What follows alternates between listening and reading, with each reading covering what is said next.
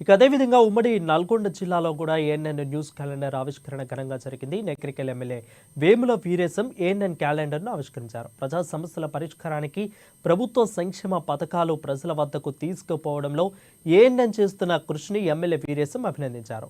Channel యాజమాన్యానికి, రిపోర్టర్స్కి, సిబ్బందికి నూతన సంవత్సర శుభాకాంక్షలు తెలిపారు.